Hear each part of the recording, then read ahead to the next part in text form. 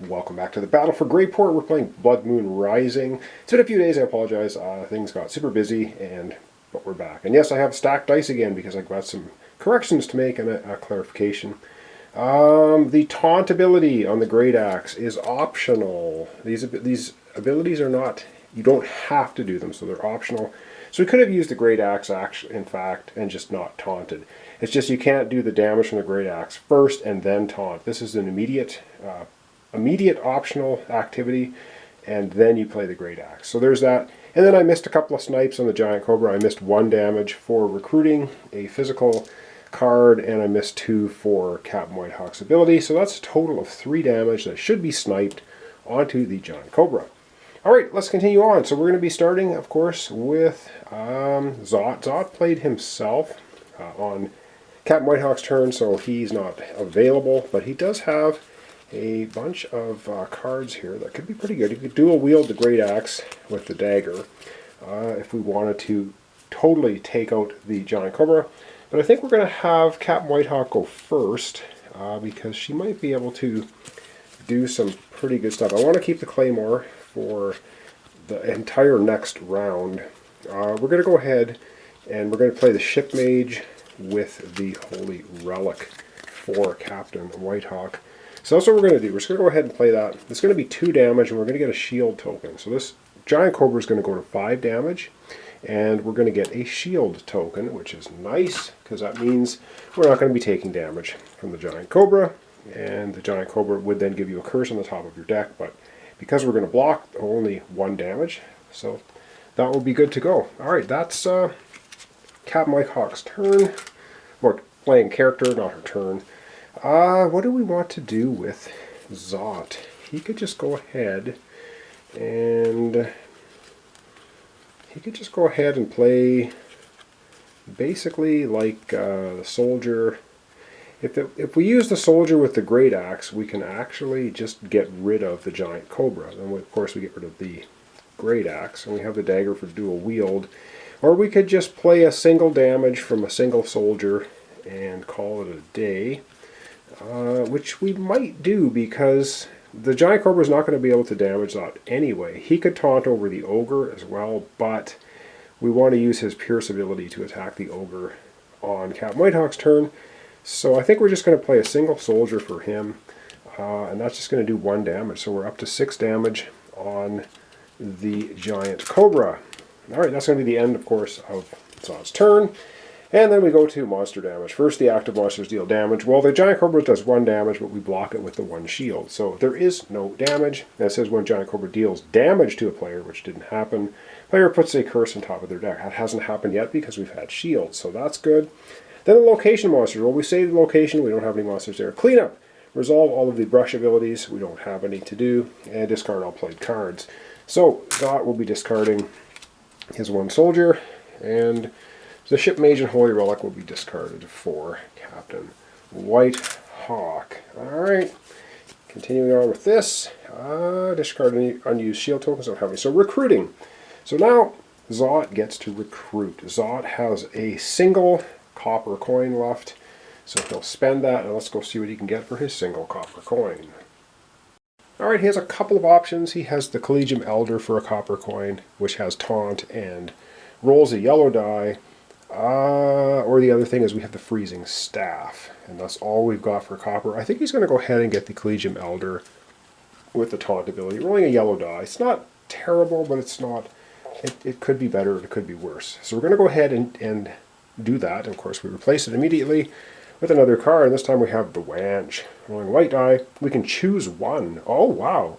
So you can snipe 3, or you can, which may use magical items, or splash 2. Wow, that's a lot of abilities for silver.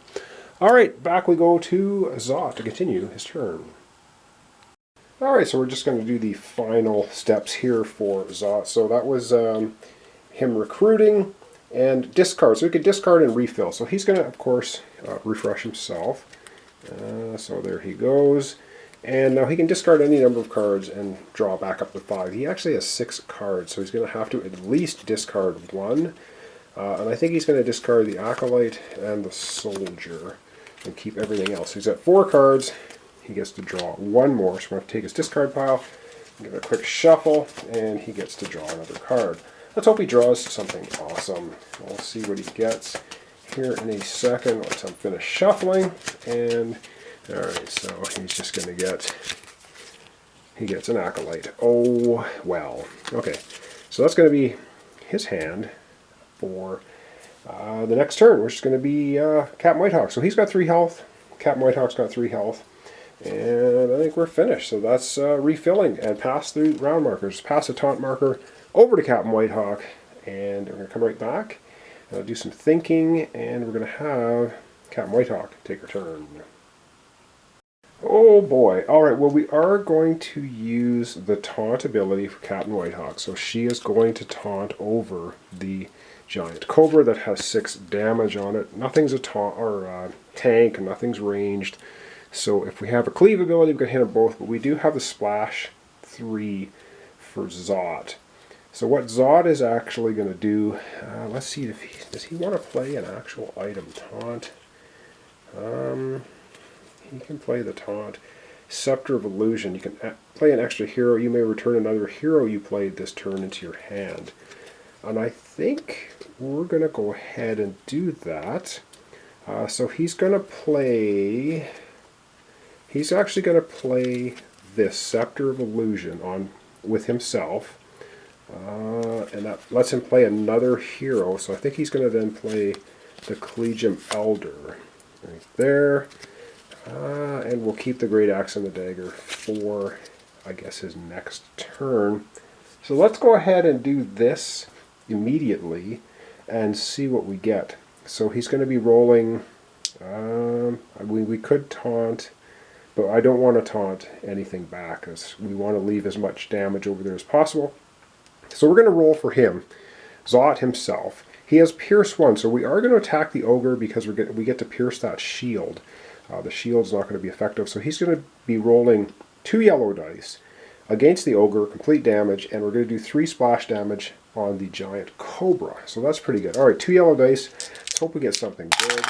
And we get 7.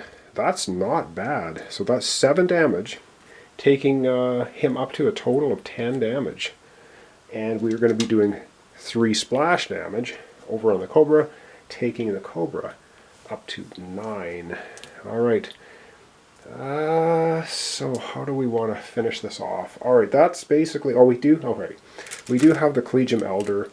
The Collegium Elder, I think we're going to have him attack the Ogre. What do we have on these dice? We have lots of 3s and 4s. We probably can do some more damage to the Ogre.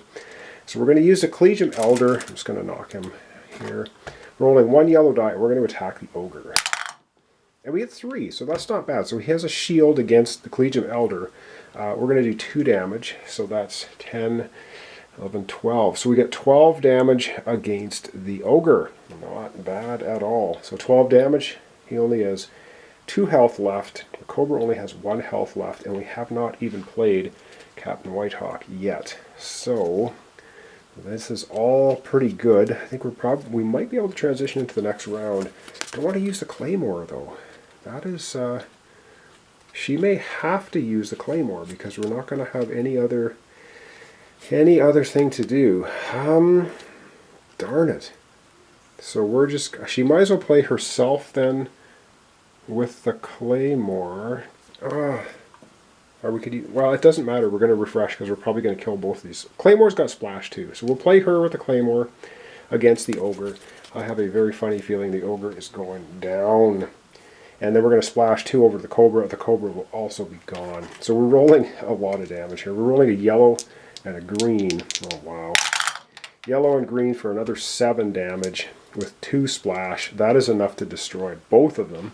So they are both out of here. We have completed level 2 by taking out the Giant Cobra and the Ogre. Good stuff. Alright.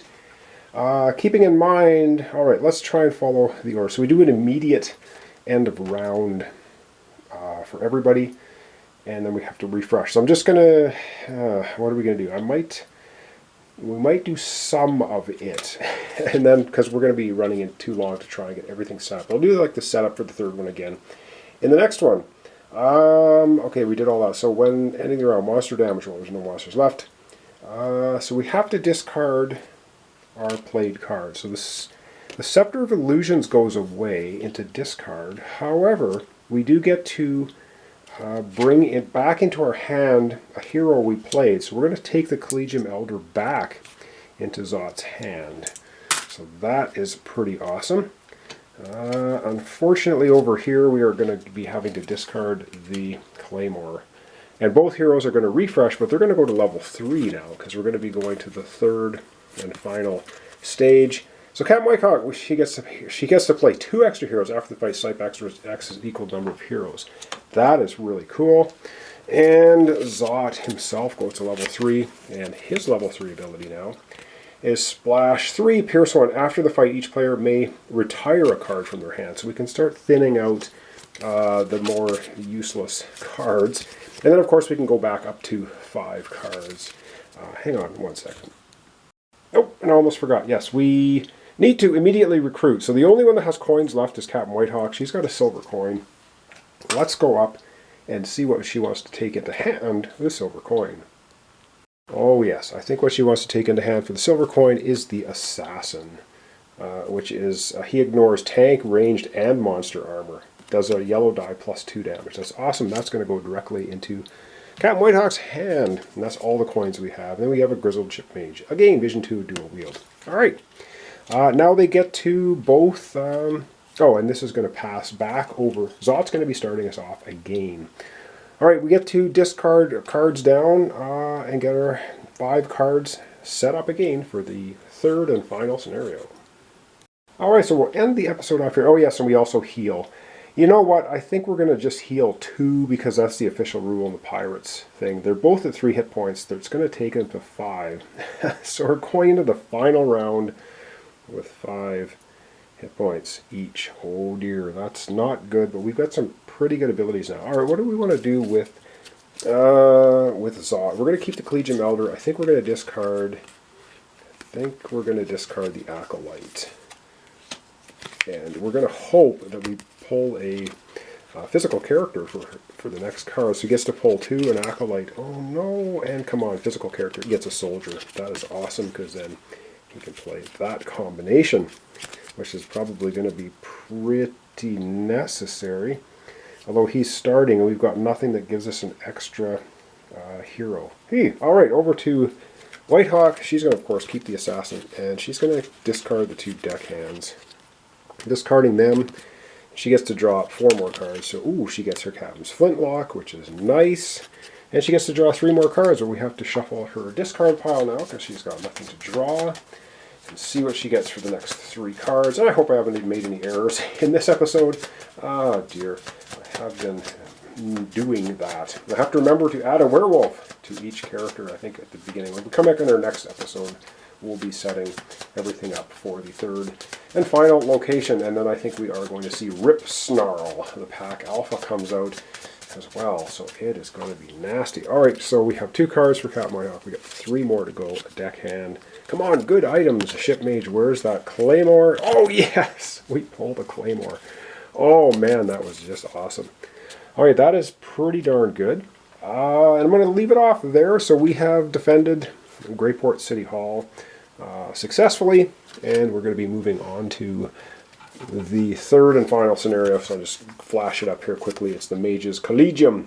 Magical heroes can dual wield this time, and here's the setup that we will be doing at the start of next episode. So we're going to get 2 gold coins, 2 silvers. We add Rip Snarl, and a werewolf to each player's monster group. Oh man. So Rip Snarl goes to the location, and then so only 7 health at the location. Oh, and 0 monsters at the location, because we're going to have Rip Snarl, 6 for each player, and Rip Snarl is going to have actually 20 health. So we're going to start off by setting that up next time. So thanks so much for watching along. Thanks for your comments, subscriptions, likes. This is the Battle for Greyport, and we're playing Blood Moon Rising, a medium difficulty scenario, which I've been having, I think, a fairly hard time with. So anyway, thanks so much, and we'll see you in the next episode.